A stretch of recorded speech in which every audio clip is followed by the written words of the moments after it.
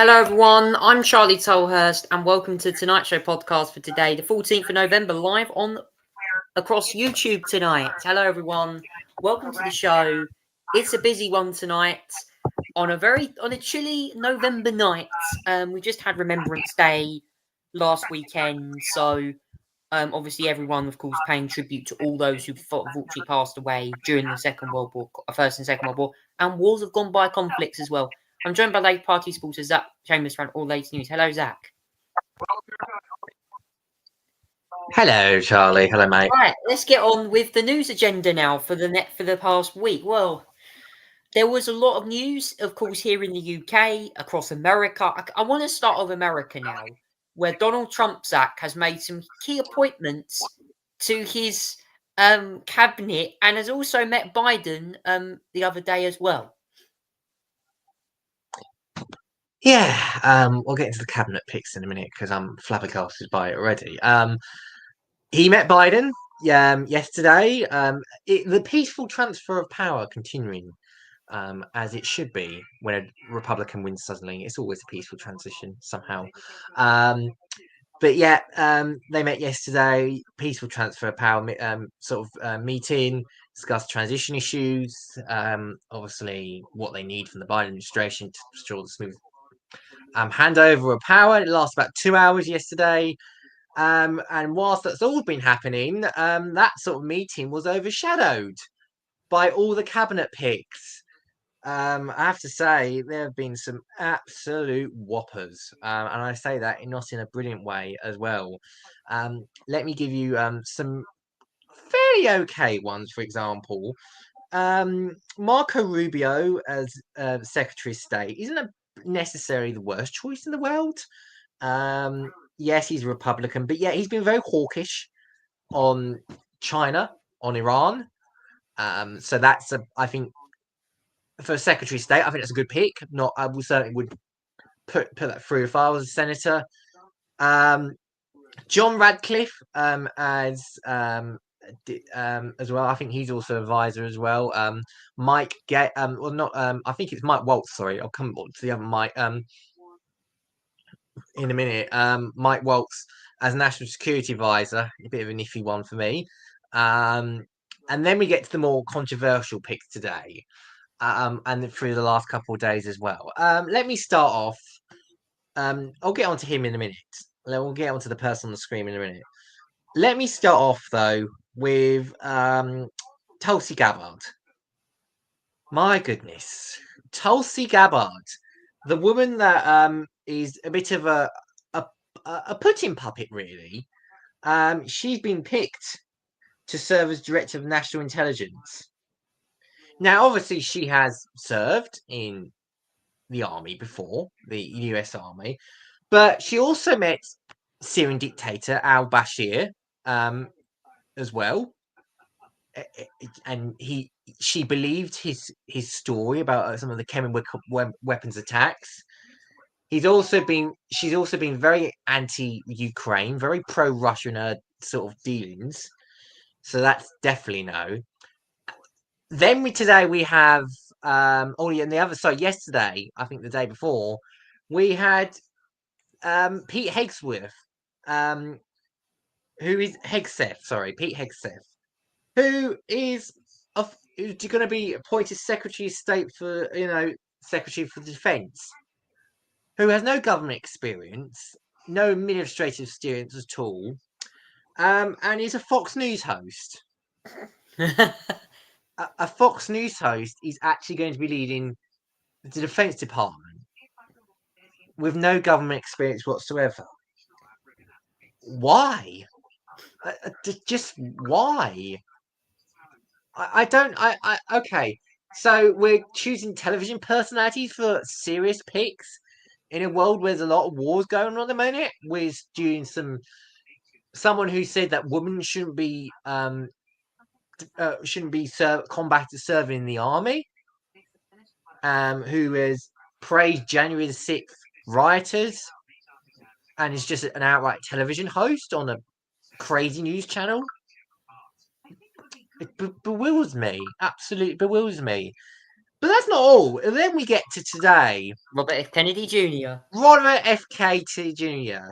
I can't even describe Robert F. Kennedy Jr., but he's complete and utter nuts. He's made conspiracy theories about vaccines, very dangerous conspiracy theories. He also thought vaccines cause autism. Right, okay. That's pretty cool. Not. And he's just an outright knob. The whole Kennedy family hate him. So of course he gets a Health and Human Department as well. It's just very, very weird. And a stunning appointment, really. And then I haven't finished yet because we get to the worst appointment of them all. The absolute worst appointment. Matt Gaetz, Attorney General, probably the worst ever appointment of a nomination of a law enforcement officer in the United States to be leading the Department of Justice, the so-called the Justice Department that is independent from government, is now going to be taken over by an obvious Republican who has slammed Jack Smith, is MAGA by heart, who's just basically nonce, and I'll happily say that on here because he is a kiddie fiddler by definition. He was being investigated by the House Ethics Committee for child sex trafficking. Now, okay, I will obviously clarify that he was investigated by the Department of Justice itself, and they didn't charge him, but still some very serious allegations about him, including child sex trafficking, drug taking, obstructing government investigations. So, of course, obviously, the one that's a bit of a kiddie fiddler is the one that's going to lead the whole police nation in the United States. It drives me nuts that this is the mad lad that drove out Kevin McCarthy in the House speakership and just about hates everybody. Managed to get near fights on the floor. He's just a complete and utter nutter. So I'm really looking forward to whether Marjorie Taylor Greene gets Department of Education, for example. Will that be abolished? Yeah, right. Let's see what Charles. Maybe she should get the Department for Space Lasers. That's her speciality. But yeah, it's a complete insane appointment. Even Republicans on going on the record: Lisa Murkowski, Susan Collins, Tom Tillis, John Cornyn, who looked shocked, absolute shocked. Yeah, it's a complete and utter harrowing pick. I hope Matt Gaetz doesn't get confirmed. I expect the others probably will, but I suspect Matt Gaetz is probably not going to face a steep uphill battle to get confirmed by the Senate. But it's an insane appointment. It is totally and utterly insane. I mean, Kennedy, Gaetz, Pete Hegsworth, Tulsi Gabbard. Yeah. Oh, that's how I feel about them. Just outright awfulness. I knew Trump was. I don't know what Trump's mandate was, but I didn't realize that it'd be absolutely going insane. It's extraordinary. Extraordinary, Charlie. Okay. It's going to be interesting to see how he's going to cope in office. But obviously we'll let you know on how that happens over the next year when the 20th of January comes and he will be going into the White House on that day. Obviously Biden will, I don't know what's he going to do afterwards, but he will certainly hand over to Trump. Will he attend Inauguration Day for Trump? I have no idea. I know Trump skipped Biden's one. I know Mike Pence went. I'm sure that, Biden will probably go. He might not. He might. But, like I said, we'll keep you updated on all that news. Anyway, moving on now to the UK news now. And, Zach, Kim Leadbeater is proposing a bill on assisted dying in Parliament over the next week or so. Yeah. Now we've been talking about this for a little while actually, but this is going to happen in 2 weeks. 2 weeks time from today. a very monumental moment possibly in Parliament, where assisted dying could be passed on its second reading. This is a private member's bill, obviously. And yeah, this basically what it is to help an old person who is end of life, and who's got no life back, to die with assistance. Now, there's been a lot of hard feeling on this from both sides of this, of the perspective. This will be a free vote in Parliament, so there will be no whipping. Everyone is allowed to take a free position based on their consciousness, as well. But this is a big moment in Parliament, especially because I had the big deal with that assisted dying. The gathering for it, the momentum for it has been increasing, and yeah, it's now at the moment where there's actually public support for this is increased a lot over the years and years, and now it's actually going to go to a vote. And now there's a lot of pressure on MPs to come up with a decision and see how they sway. My view on this is simple. I think I treat this like abortion, so I'm supportive of this legislation actually. Because the reason why I think I'm supportive of this legislation is because I don't think we should force people to suffer through a terminal illness that they don't want to go through. They know their life is up, and we don't. And if they don't want to have the suffering, then yeah, I think we should let them the opportunity to die peacefully, at their own will. That's my view. There's other views as well that are completely opposite of this example, and we should respect those views because this is a really serious debate on what's happening. The legislation for it got released this week. Kim Leadbeater did a press conference about it as well. My view is I support this. I don't know how it's going to go down in Parliament at the moment because there's genuine splits on this. There's splits on all parties on this. Ed Davey's voting against it. Where Street and Health Secretary is voting against it. Shabana Mahmood is voting against this. Liz Kendall is going to vote for it. And yeah, there's a very big split between all parties on this one. Including and you Reform. imagine you're going to get quite a few Conservatives that vote for this, and you're probably going to get quite a few Labour MPs that vote against this. So yeah, there's a genuine split. I hope the debate standards so far have been good. I hope we keep it like that as we go and vote for this in 2 weeks' time, as well. So let's see how that'll go. It's 2 weeks' time from now, but we saw a legislation. I looked at it and I thought, yeah, it looks absolutely fine to me.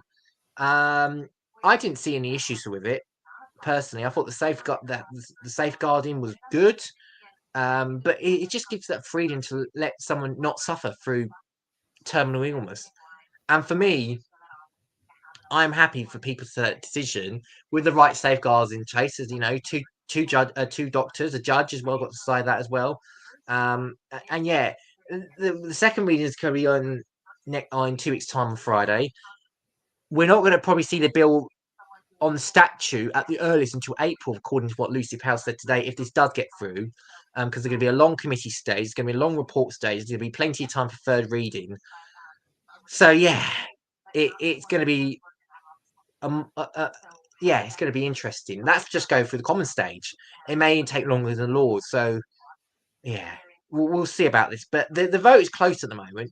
Some people think it's too soon at the moment, but we'll have to see what this does in 2 weeks' time. You say that, Zach. Reform UK's Richard Tice actually supports this bill, which frankly angered many of the party who believe that this bill isn't actually worth supporting. So it's a weird one because I heard him say this the other day on GB News during Martin Dornby's show, saying that he, for some reason, actually supports a bill from the Labour government, which I find really bizarre, actually. This is what he had to say the other day on Talk TV. On Talk Radio, sorry.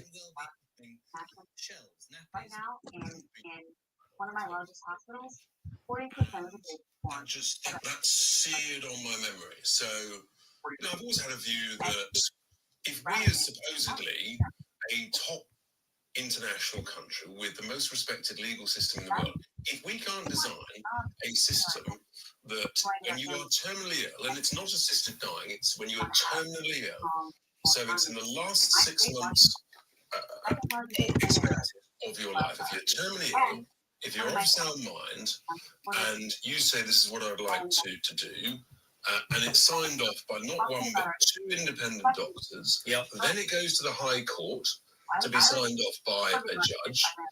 And so there's massive safeguards and protections in place.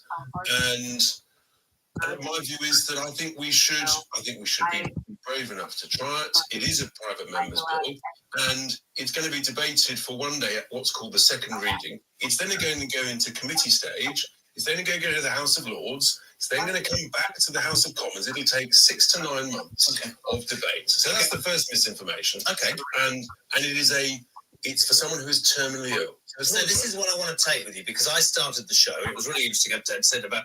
Very surprising, Zach, that Richard Tice said this, because I know Ben Habib tweeted back criticising him, and there's clearly a rift going on between in the Reform Party about this bill. Well, look, Richard Tice, in his defence, is showing his independence on this. He clearly has read the bill and thinks, yeah, I'm going to vote for it. And I have to say, I don't think we should be calling for people to resign based on how they vote for the terminally on assisted dying. I mean, I'm only referring to what you put the other day, Charlie, about I had to correct you. This was quite a funny one, to be fair, because I had to correct you on, you called it rice instead of Tice. But anyway, you said that Richard Tice surely had to resign after Ben Hatib criticised Richard Tice on this. I have to say, look, I don't think this should be a party political thing at the end of the day. It's the individual's judgment. It should be individual's judgment to decide how they vote on assisted dying. It should not be a party line thing. It's not political. It's based on their conscience and their beliefs, and I think it should be kept that way. So we should not be lecturing people. We should be persuading them. And I have to say as well that fair play to Tice on this one. This is an area where I've sort of agreed with him on. It's very rare.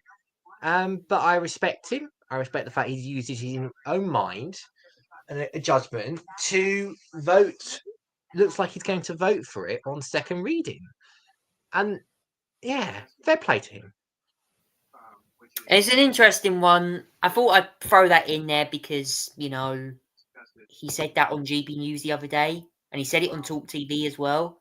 I feel like Reform UK, okay, they're in a bit of denial at the moment. I can't go on about mass deportations and stuff, all that kind of that language. I'm not going to go on about that because it's clear that there's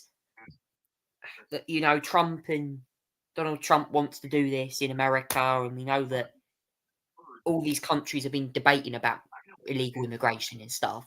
There's all that debate around that. But it's an interesting bill. Please comment down below, guys, what you make to the assisted dying bill. I mean, that's clearly something that has been mentioned about in Parliament, and the proposed law, according to this, would stop horrific death. I mean, if Ed Davies claimed that they would say worried pressure people feel the burden under the bill, adults with less than 6 months would be given the right to end their own life. And the debate the bill and vote at the end of the month on 29th of November. Certainly an interesting one, isn't it? I have to say, according to that, because there's clearly a lot of issues around that bill. So yes, certainly something very interesting as well could be happening. In terms of more news, not really much else to report, really. I think we're going to go straight in and do the plank of the week this week. Which, do you know what? I'm going to go for a football nomination this week. I'm going to give it to Tottenham Hotspur this week. Now, I have to because okay, this is personal. Okay, when I was a kid, I wore an Ipswich shirt, and I got this. Oh, cancelled. Now, I'm not saying that my mum supports Tottenham. Okay, and I look, if you're a football fan, okay, Tottenham lost 2-1 against Ipswich the other day in the Premier League, and I went online and said congratulations to Ipswich, okay, for the win because that's their first win of the season, and they've spent a lot of time trying to get the win. However, though, when you're a top side like Tottenham, that is an embarrassing loss, and I do think there is going to be a lot of pressure on their manager, particularly when it comes to like that result. It's going to put a bad look on the players, and I think they're really going to have to rethink about what's going to happen. So, really, that is a nomination for Plank of the Week this week. I think Tottenham definitely get that nomination. In terms of other nominations, really, for Plank of the Week, I haven't got much else to really say. So, Zach, what's your nomination for Plank of the Week this week? I'm trying and not give this nomination out every single week for the next 4 years because it's going to really annoy me, and we're all going to get fed up with it. Donald Trump. We're not even president. He's really got my Plank of the Week. It's going to be a long 4 years. Yeah, I'm going to try and not give it out every single week because it could drive me insane. But this week's driven me absolutely nuts. Robert F.K. Jr., Matt Gates, Tulsi Gabbard, Pete Hegsworth. What's going on in his mind? He's just crazy. Plank of the Week, Donald Trump. Well, that's our nominations. If you've got any of yours, please comment down below. We'd like to hear them. Because that's clearly something that we need for you guys to hear. That's all I'm going to say on that one. So that is Plank of the Week done. Sports news now.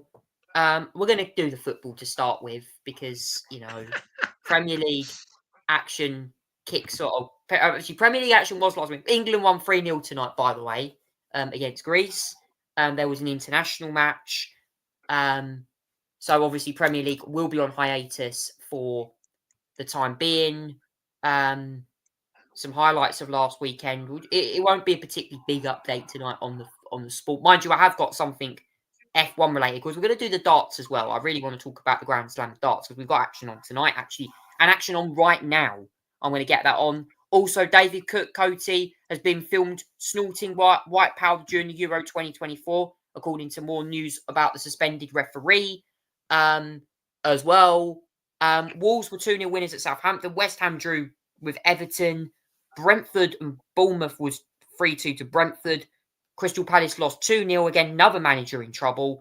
Brighton beat Man City 2-1. Liverpool beat Aston Villa 2-0. Manchester United won 3-0 against Leicester City before Ruben Amorim goes into that position as manager.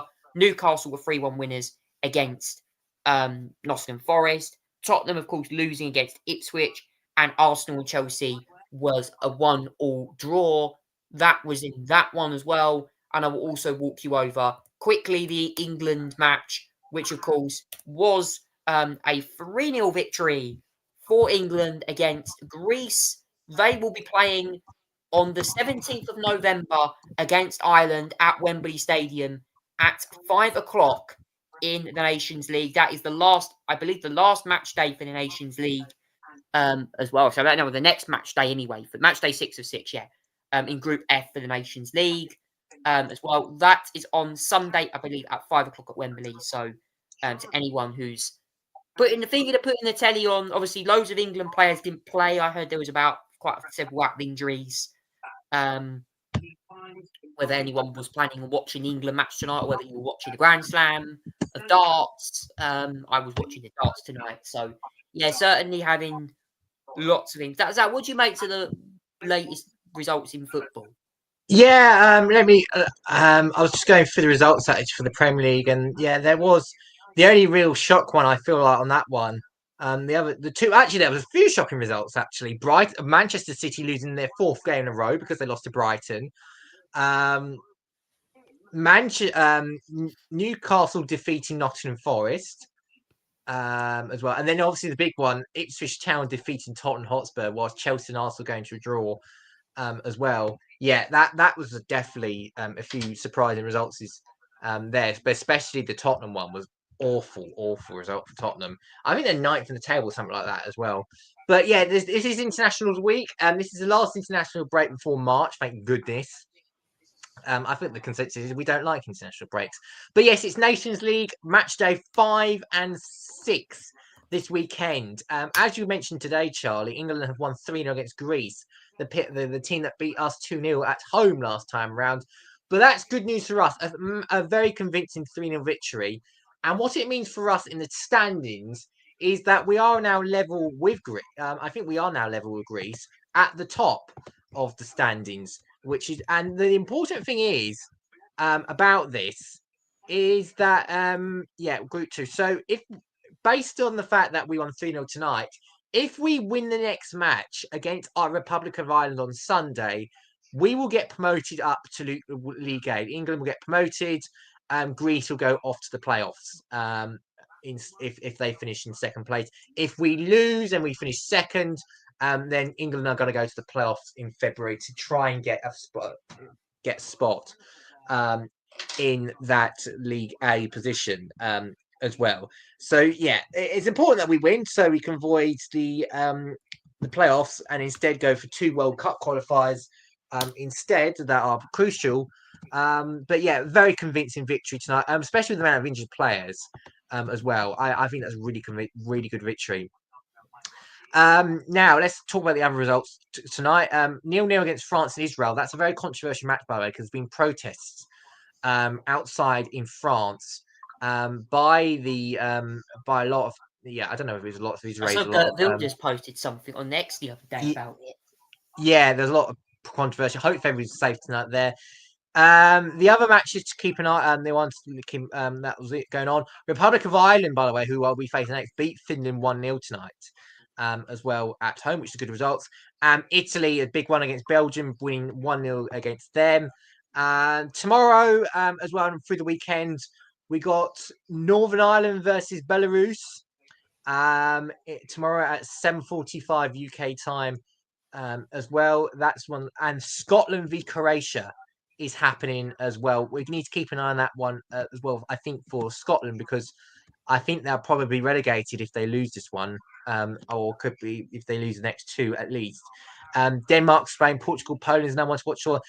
And then so that's tomorrow night. And then Saturday, we're going to be keeping an eye on Wales, who've had a good run recently, taking on Turkey as well. Netherlands and Hungary. And then on Sunday, as you mentioned, Charlie, as well, then we get into match day 6 on Sunday, where England take on the Republic of Ireland, Italy against France, Israel against Belgium, Poland, Scotland to keep an eye out as well, Spain, Switzerland Monday, Croatia, Portugal Tuesday as well, and then Tuesday, where is Thingy Boy? I thought Wales take on Iceland as well. That's the other one I was looking out for. Couldn't find them at first, but yeah, Wales, Iceland on the Tuesday, and that will be the Nations League group stages wrapped up. And some teams would have been promoted, and then some teams will be going off to the finals in February as well to take on to become Nations League champions for the 3rd, 4th time as well. And the Premier League is back next week, not this weekend, but back next weekend instead as well. And then I'll mention 2 other sports whilst we're here, as I mentioned. Next weekend will be Leicester Chelsea at 12:30. The pick 3 o'clock for me will be Arsenal Nottingham Forest. The big game of the weekend will come at 5:30. Manchester City v Spurs, and that one. And then the Sunday and Monday matches of Southampton, Liverpool, and then Ruben Armand's first game in charge against Ipswich Town away at Ipswich at 4:30. Monday Night Football will be Newcastle West Ham. Let's mention the darts as you will, Charlie. Luke Littler, came back. There's been a shocker tonight. Yeah, Luke Littler came back from the death nearly to win his match tonight. Really a great result overall, and a pretty stunning development as well. That was great result for him. He beat Mike Dedeker as well, 10-9. Jermaine Watamar beat Dimitri van der Berg. That's a very shocking one as well. Great job there. Yeah, Jim Vandenberg Van lost Ven, against Bottomina. Wow. yeah, as well. Currently taking place at the moment is Gary Anderson versus Stephen Bunting. Looks like Gary Anderson, as well, is winning 8-3 up at the 8-3 moment. as well. So yeah, that's going on as well. Yeah. So yeah. So Stephen Bunting is 8-3 down to Gary Anderson. It looks like Anderson is doing well at the moment. So yeah, so it 8-4. looks He's like just Gary won Anderson's gonna be another next one leg through. back. Yeah. As well. So yeah, that's the darts, Charlie. One other thing to mention going on this weekend, as well. Tomorrow night, actually, I should say, in the very early hours of the morning, in the world of boxing, is Mike Tyson against Jake Paul. It's the 1 a.m. start. If you're an early bird for Friday, Saturday morning early bird, then it's on Netflix. If we got it, it'll be shown on there. But it's a card that's Mike Tyson versus Jake Paul. 58-year-old boxer against what, a 27-year-old. I mean, you think Jake Paul would convincingly win this, but hey ho, well, everyone could say that, and he probably still end up losing. But we'll see. I mean, Jake Paul's quite strong these days, as well. So yeah, that's at 1 a.m. in the morning as well. If you want to go and see that. Certainly going to be an interesting one on that one. Now, I thought I'd do a unique twist on tonight's show because I know it's late, but we have some papers out. I thought I'd do the papers. Oh, we're doing it now in the middle of the show tonight. We have some leeway to do them. So me and Zach are going to fly through the papers one by one tonight, or link some together if they've got similar stories. The Mirror, Stop the Cosmetic Cowboys, is the first one. It's to do with legal reforms of beauty clinics. The Times goes with the Governor of the Bank of England, looking at urging to rebuild trade relations with the EU. We've got the Guardian, which is 100 could face benefits error, 250 unpaid carers. Rachel Reeves speaks at Mansion House about it plans to ease banking revelations. The Telegraph goes with 3 police forces called to a probe. The Daily Star goes Planet of the Octopus. The Express goes for ridiculous 3K budget. And the Eye goes for Rachel Reeves' banker's bonus thing. The Financial Times goes with Rachel Reeves again on City Watchdogs, allow greater risk, and Metro £3 billion Apple iCloud ripoff case, £40 million could get a lawsuit on that one. So that plenty of papers there, isn't there? Yeah, nice to see we're doing this a little bit earlier than what we normally do, but yeah, let's crack on. A few different stories going about. Some we'll have to do. I'll do together, but let's start off with the Guardian first. We'll run different stories to the others. They've gone on the case of unpaid carers. Now, I'm pretty sure I've heard this story before, and then this is sort of an issue that keeps popping up and up and up occasionally now and then. That sort of strikes the chord a little bit. So this is the fact that they got on the headline: hundreds of carers could face trial for benefits error. They're talking about 250 unpaid carers may face criminal prosecution due to claims of incorrectly receiving benefits payments. Prompt call for ministers to pause the process to let many in financial difficulty. Yeah, I think this should be paused because we've seen this time and time again pop up.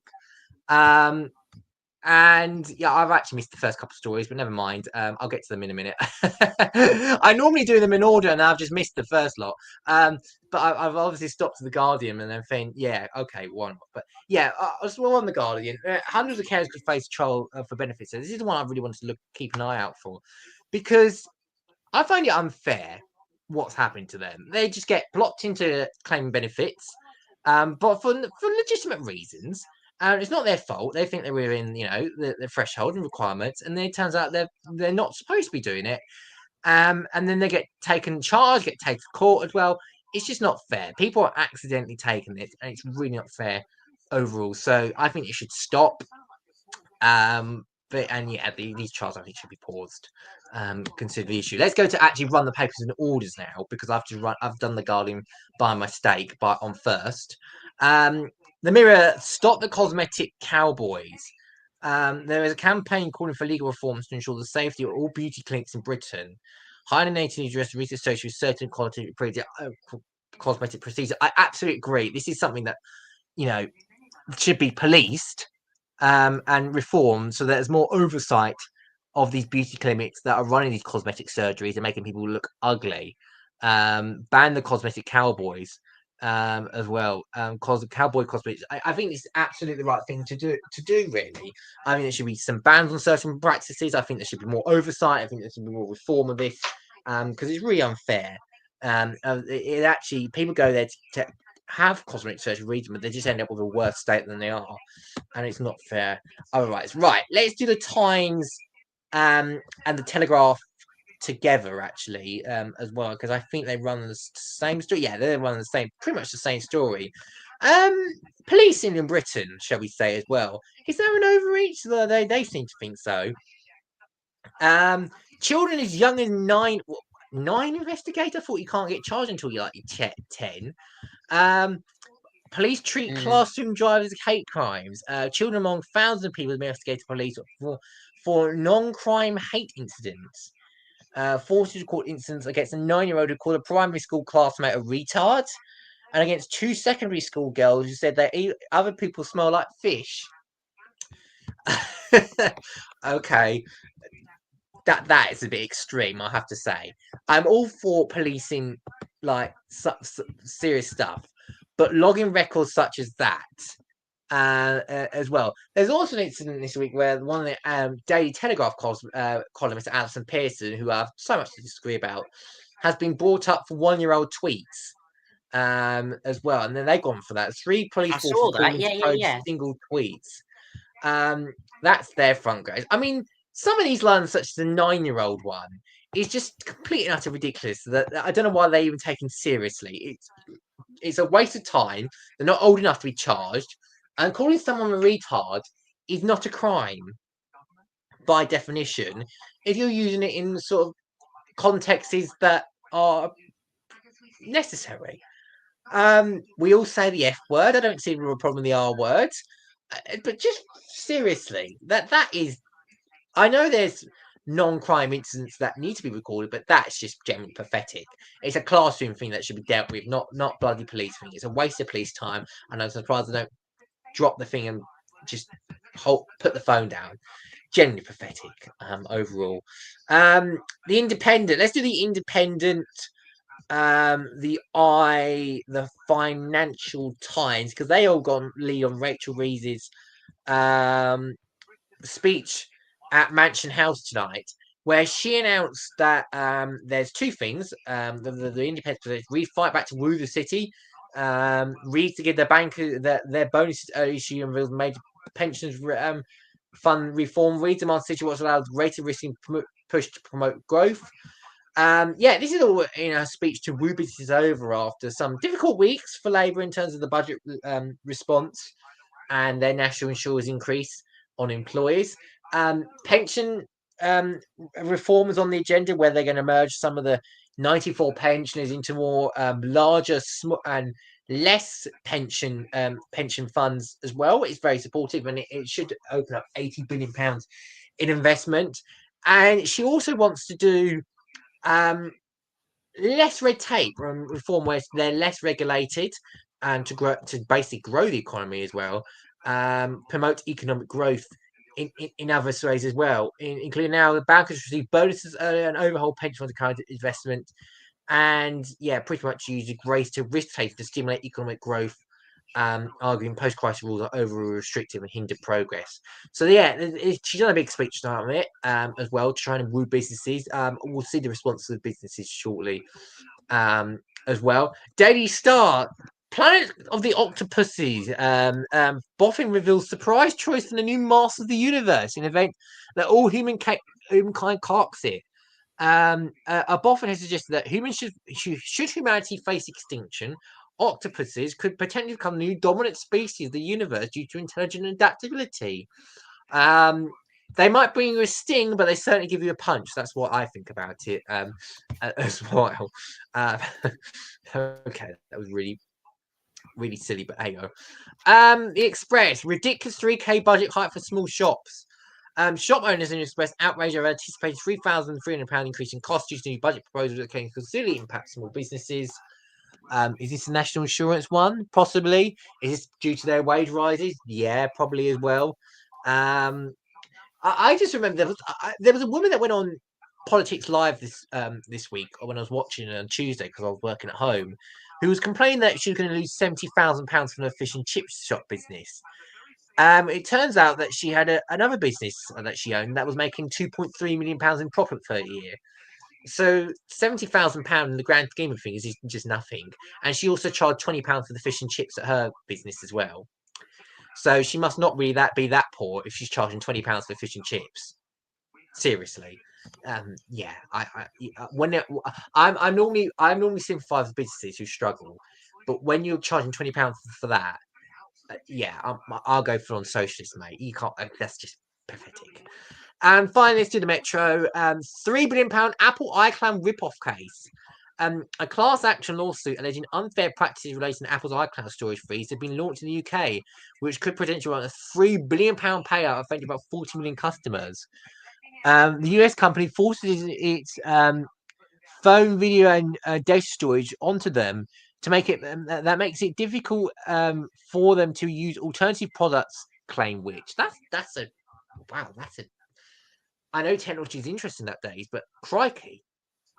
Apple is a data harvester, and I'll be very fascinated to see how far this goes. And there'll be a lot of customers be owed money if which does win this lawsuit as well. But yeah, that's the papers, Charlie. Nice and early tonight for the 15th of November 2024.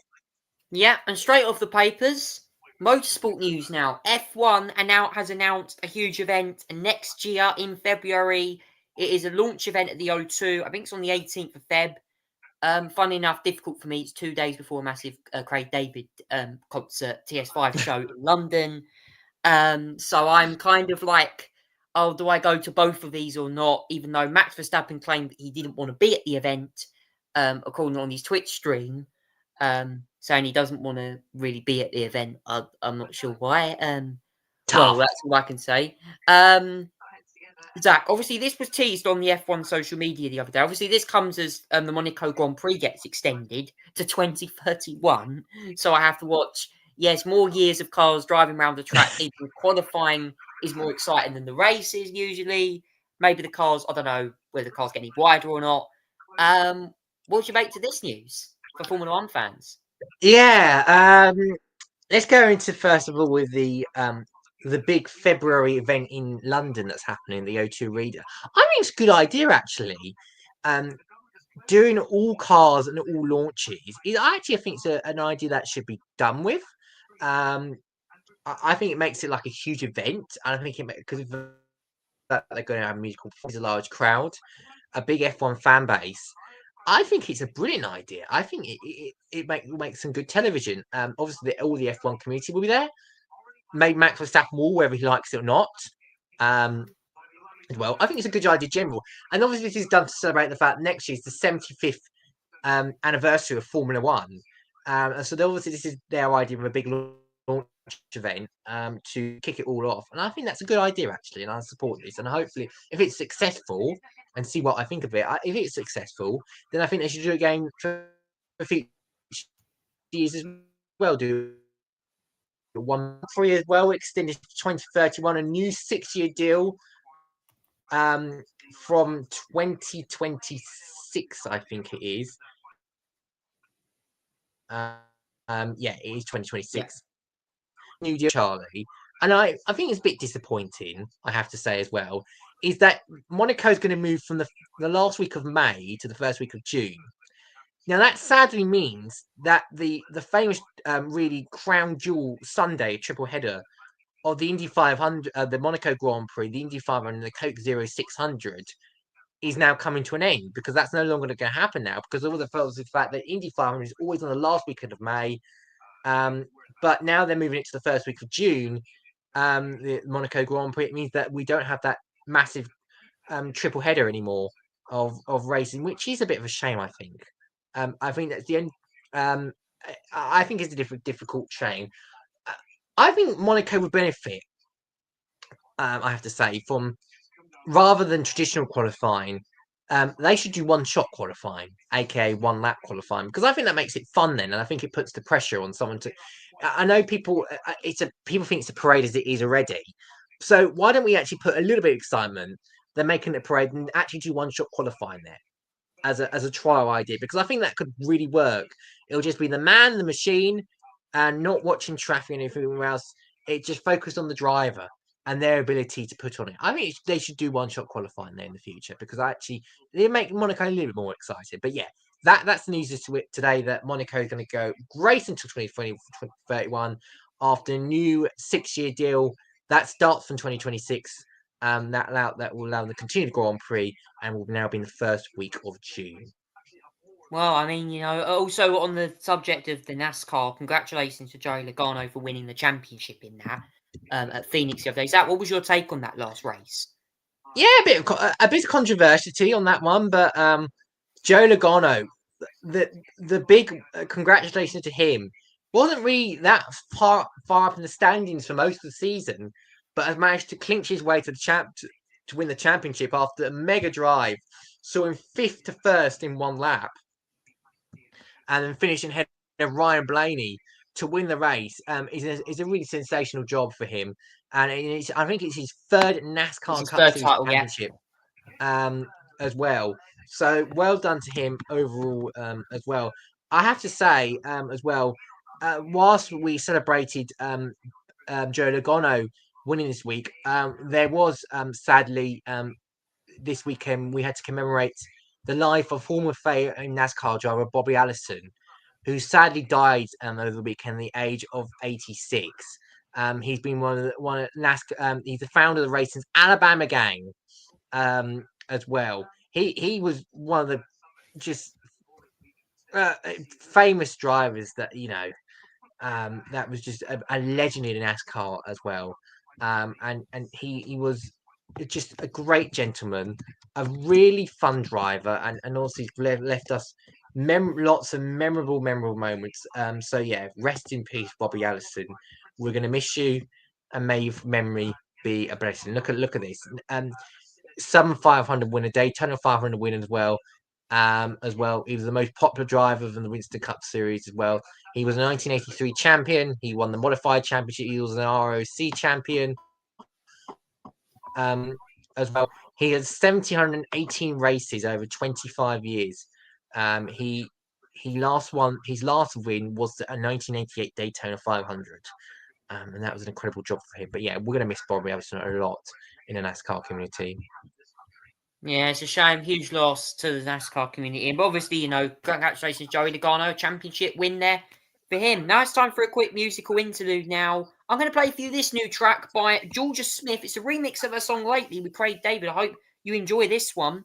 It's only a short track tonight, but of course, we will play you this track as it's brand new. Lately by Georgia Smith featuring Craig David. See you in a couple of minutes.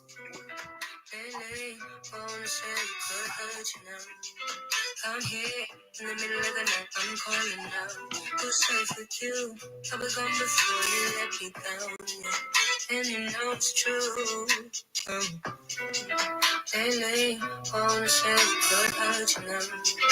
I'm here in the middle of the night, I'm calling out. Who's safe with you?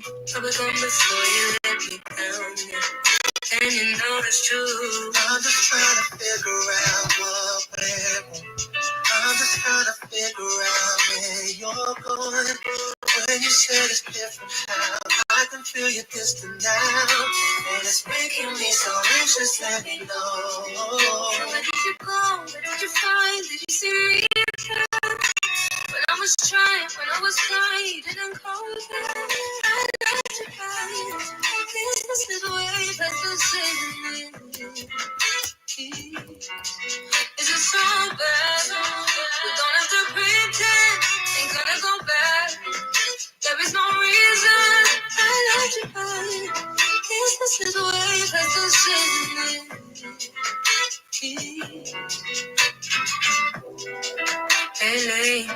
Promise that it could hurt you now. I'm here in the middle of the night, I'm calling now. Who's safe with you? I was on before you let me down, yeah. And you know it's true, baby. You know I ain't the time to waste your time. Lately, I've been getting that feel that I'm letting you down. Want you to know that, now you know that. I just hope that we know that we get a hold back. Now nothing's fast. Head like this bad. One night, but I won't take you back. One night, just you wouldn't get it. I like 'cause I regret it. They say you won't regret something that you never did. That was Lately There by Georgia Smith and featuring, of course, Craig David on the song. A short clip for tonight. Zach, what did you make to that remix there of that song with Georgia Smith? Interesting. I've not heard that song up until now, so it's nice to hear it for the first time. Decent song. I like it. Certainly when Craig David came on, I think we all knew exactly that song was going to have someone's voice in there. So, yeah, certainly interesting. All I can say on that one. Speaking of music, what do we have coming up? Well, this weekend we have the Magic of Christmas taking place in the Palladium this weekend as well. London Palladium is the home of Magic of Christmas. That'll be hosted by Harriet Scott, of course, as well. You can go on magic.co.uk for the latest news. What I'm interested in, though, is this coming up on in December. I believe it's the 7th to the 8th of December. That weekend, one of the first weekends or second weekends of December, the Jingle Bell Ball, Capital FM Jingle Bell Ball. Loads of artists go into this. We've got the lineups here. On the Saturday, we will see Coldplay headlining Saturday's action. Of course, they headlined Glastonbury this year. Teddy Swims as well. I've heard he's been on the rise lately. He's performing as well. Perry from obviously Little Mix. She's going. Tom Grennan, Clean Bandit, Sagala, Ella Henderson with new material as well. They'll probably do some Christmas performances, wouldn't be surprised as well. Katy Perry, Becky Hill, Joel Corry's even going to be performing. If you don't know Joel Corry, very famous DJ, has done the IB for Rocks on the Wednesday. He's going to be out there along with KSI, JJ, of course, part of the Sidemen rapper as well. Sonny Fodera as well, and Kygo also performing as well. So, Zach, this lineup looks very interesting for the Jingle Bell Ball for Capital FM this year. Yeah, not a bad lineup at all. I have to say, it's interesting to see Tom Grennan performing twice on Saturday, Sunday. It's very rare for that. I don't know if they run out of artists to books or anything like that, but that's the only complaint I have. But yeah, Coldplay is definitely a good one as well. Ella Henderson, Perry, I'd say is good. Tom Grennan, I'm looking forward to certainly. I mean, those twice, he's definitely a good choice. KSI, controversial in some aspects, but yeah, he's. And then we've got Joel Corry and Sonny Fodera is going to push it out as well. Becky Hill certainly else. Yeah, very good lineup as well. I have to say, not sure about Tom Grennan being on twice, even though I really like him. But yeah, decent lineup.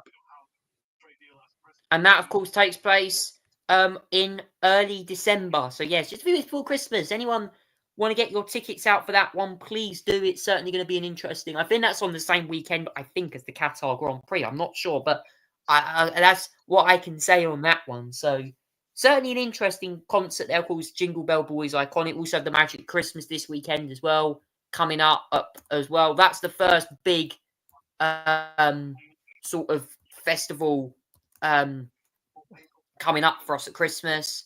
Magic of Christmas at the London Palladium. It's hosted by the Breakfast Show host Harriet Scott. Of course, she'll be joined by Gok Wan permanently after replacing Ronan Keating. Harriet Scott's going to be hosting the event. Tickets, I think, are actually still on sale. It's a very famous event. They're going to have lots of people on sale. I think some artists are going to be going singing Christmas songs and all that kind of music. So, yes, very interesting now. Now, to finish the show off tonight, we're going to be talking about something. Actually, before we go, I need to mention something. I've actually forgot to mention this tonight. Because there has been some news this week. Well, obviously we mentioned about, police and stuff. But Zach, there's been some news this week. I think it's gone out of my head now, but there's this news story. I think it's from the UK.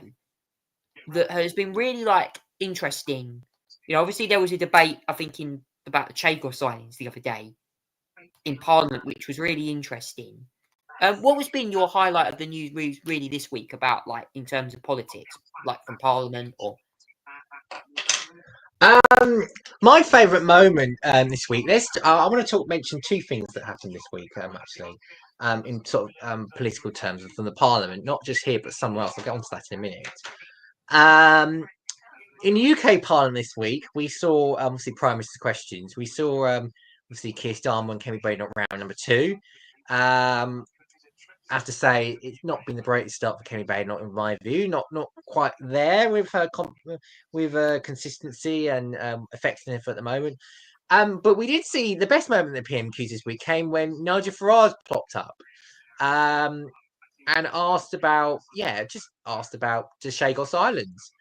To which Trump, not Trump, but he's been influencing him all the time. But to which Starmer basically said it was nice to see that Nigel Farage back on the UK shores representing Clacton after a while, because the fact he completely forgot he was even there, and that if he stayed that way too long, he might be classed in the migration figures, which I thought was a very funny joke by him as well. That's one moment. I want to share also something that happened. Not in our Parliament, but one that sort of went a bit mad, something really crazy that happened this week, as well. And I honestly felt this really hilarious, in lots of ways as well. I want to mention what happened in the New Zealand Parliament overnight this morning. There's this bill that's gone through. It was by the governing parties there as well. The Treaty Principles Bill, which changes the way. The hacker protest. I saw that. The More and the Crown. And this is probably my favourite moment of the week in terms of Parliament-wise. I know it's not our Parliament, but in New Zealand, this is like a big deal over there. This is my favourite parliamentary moment of the week.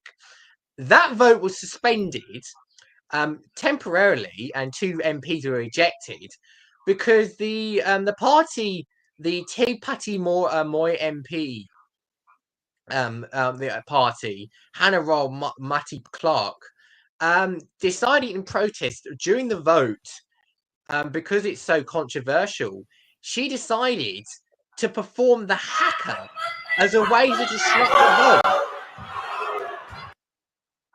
I mean, I was just stunned watching this. They're performing the hacker as a protest on this bill, on this very controversial bill. Literally, I just watched it. I genuinely thought it was funny and a very effective protest. I mean, yeah, it looks silly, but performing the hacker during the Parliament and disrupt a bill, I have to say, I just found it completely and utterly one of those funny political moments that I really enjoyed, and I don't know why. Whatever you think, I just found it hilarious and entertaining. A bunch of a party can interrupt a vote to perform the hacker as a form of protest, and you may have seen the MP there rip up the bill whilst performing the hacker. That's how much she hates it, and the party as well. It's very controversial in New Zealand, this bill. I don't know the ins and outs too much, so I can't really judge. But boy, was it funny to watch. And I have to say, fair play, because that was really effective. Oh, I've just got to say, I needed to mention this before we go on to do the conversation straight to end the show. There's a farmers' protest apparently happening, organised by Jeremy Clarkson. Yes. This is on the inheritance tax on farmers, which the government introduced. So if you get over £1 million, anything over £1 million, if you own over £1 million and you inherit it to your, son or anything like that on the land, then you'll now face inheritance tax. Now, I must lie. I must say something. I can't lie. You're earning £1 million, sometimes £3 million. You'll pay a little bit of inheritance tax, and you're still earning £3 million. really have no sympathy. I understand why they want to protest because they're having to pay inheritance tax, but my God, rich people are having to pay a little inheritance tax. No, I don't feel sorry for them at all. I really don't. I'm sorry, I don't sympathise with this. As well as much as there will be protests next week on the 19th, I think this is. I've seen some over exaggerated tweets about this from certain far right organisations as well. I think this is slightly ridiculous, and I just don't get it. It's £1 million you're earning, and you're sending down to your kids. I don't see what the problem is with that.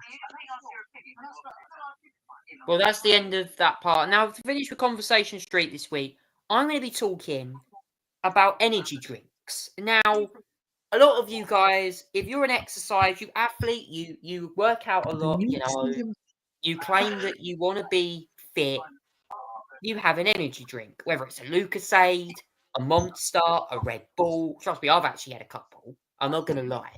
I've had a couple of, I bought these like Red Bull apricot drinks from Tesco.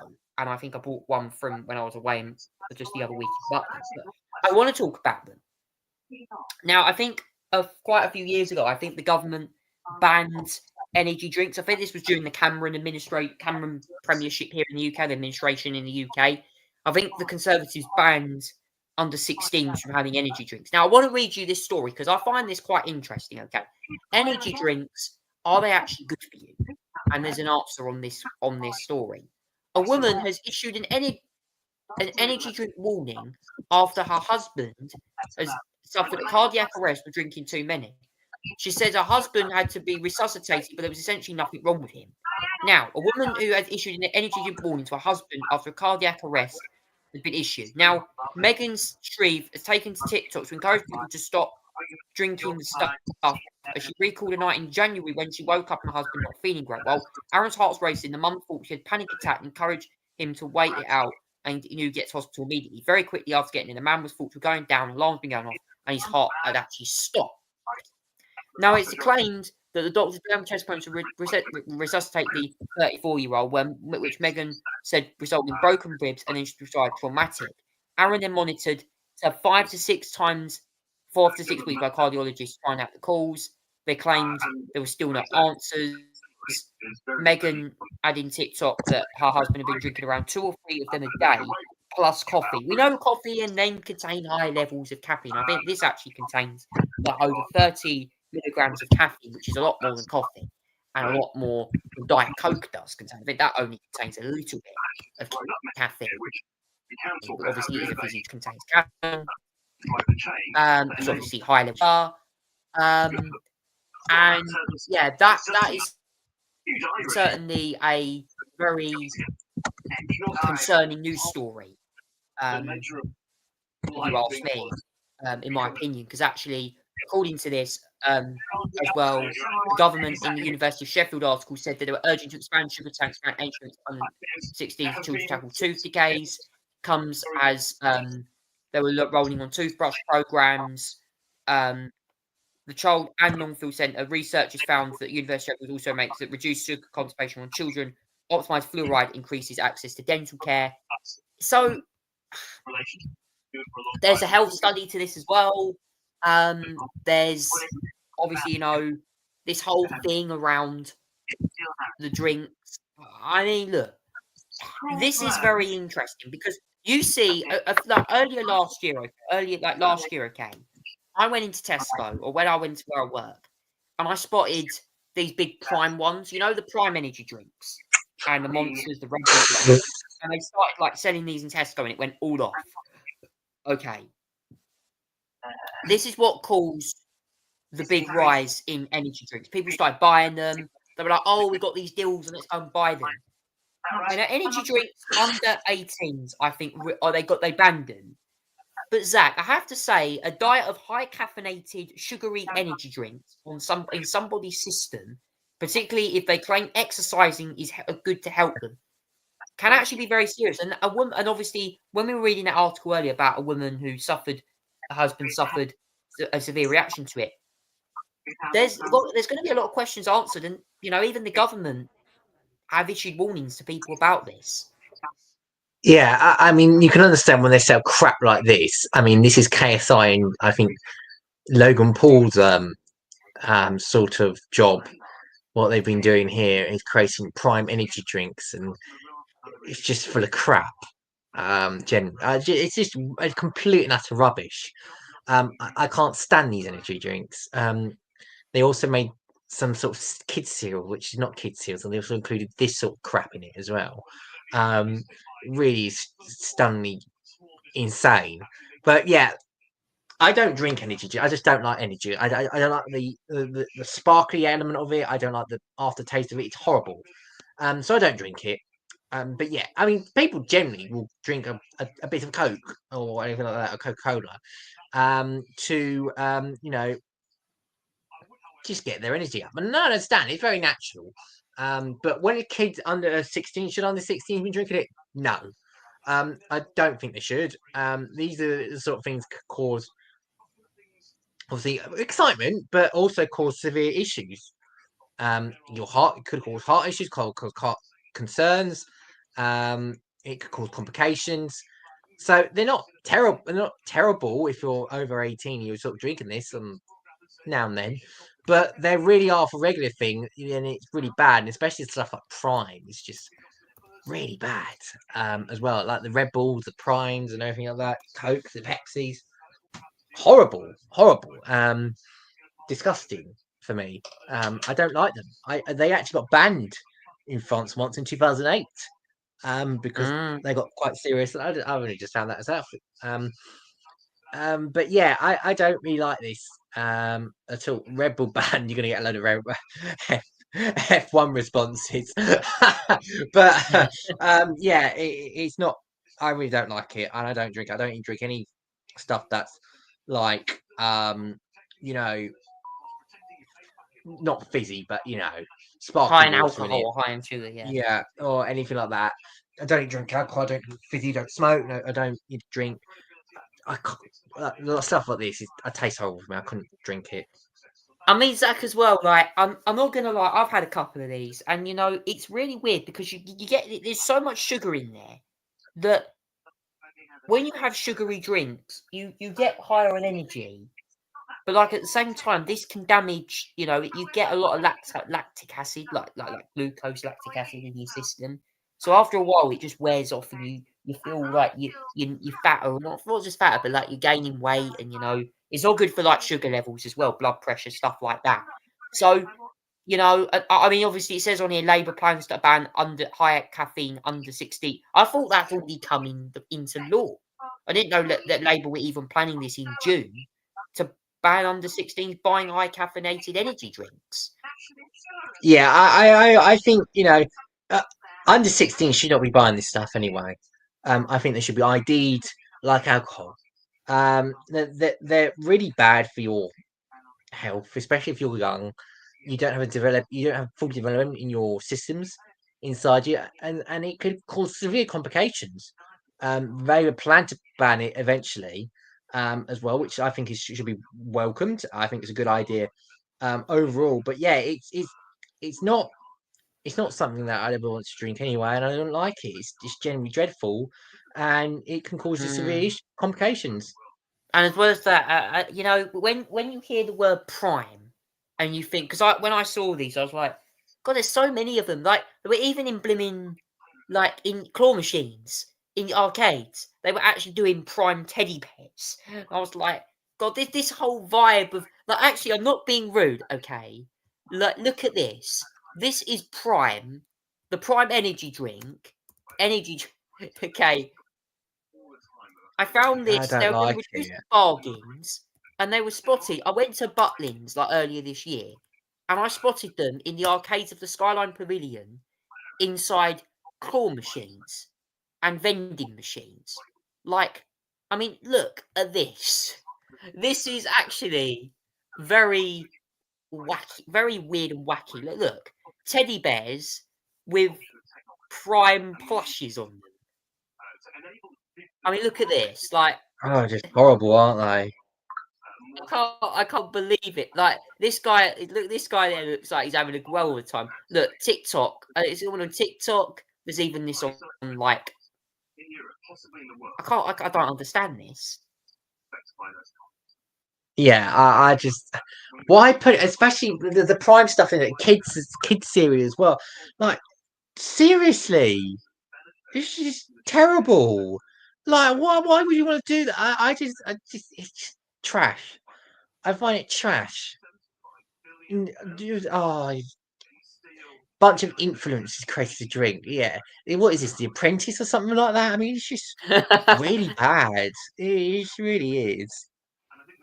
I don't know what to say on this. Comment down below, guys, what you make of energy drinks, and particularly, Prime. And if any of you drink energy drinks, let me know. Or I mean, I bought some, and I've only had one, and I don't know. I had one. I must admit, I had one. Honestly, it's a weird drink. Weird in your system. So be careful. Honestly, these drinks are very high in sugar and cause all sorts of problems. So let me know down in the comments. That unfortunately brings us towards the end of the show for tonight. And before we go, Zach, any news that will be very important over the next week in politics and in general, really? Yeah, I think next week, keep an eye out on more Donald Trump's cabinet picks as well. They're still going strong as well. And I'd say as well, we're getting closer and closer to the assisted dying votes very shortly as well. And I think that'll be the voices might ramp up on that one. So it'll be interesting to hear what the voices are going to be like and when we get to come to that stage soon. But yeah, that's still 2 weeks from now. Things I'm looking forward to the coming week. I'm a Celeb is back this weekend. Yep, Sunday 9 o'clock. 9 o'clock on Sunday as well. So I'm looking forward to watching that for the week and next couple of weeks, the next 3 or so weeks. As 10 celebs, could be 11 if we get some of the one of the other rumors campmates go from halfway through. But yeah. I'm looking forward to it, and this year's beginning is going to be slightly different because rather than doing the big jump from the building task, they're going to be doing something a little bit different from what I've read. So it's always good to see they'll be doing something a little bit different and to twist up a little bit. But yeah, I'm looking forward to it. But yeah, overall, me this week is the Trump picks in the politics world and the voices, the debate on the assisted dying. I think will continue again into the next couple of weeks. Certainly a lot of political news. Of course, I'm a Celebrity back on Sunday at 9 o'clock on ITV1. And as well as that, there will also be a new show coming out called Unpacked, hosted by, of course, Sam Thompson, last year's winner, and Joel Dommett, and also Kemi Rogers as well, who's on Capital FM. So lots of showbiz news. Certainly we'll be giving you an update next week on the I'm a Celebrity news, Jungle Life, of course, for the new campmates. Rice and Beans, Snake Rock, and I'm sure Croc Creek and Snake Rock might be on the agendas for the campmates next week in Australia. Kiosk Kev or Kiosk Keith will certainly be making an appearance next week, I'm sure, in the Outback Shack. So yeah, certainly interesting. That's all, folks, from tonight's show. Thank you so much for watching on YouTube tonight. I've been Charlie and Zach. This is the Tonight Show podcast. Take care and good night.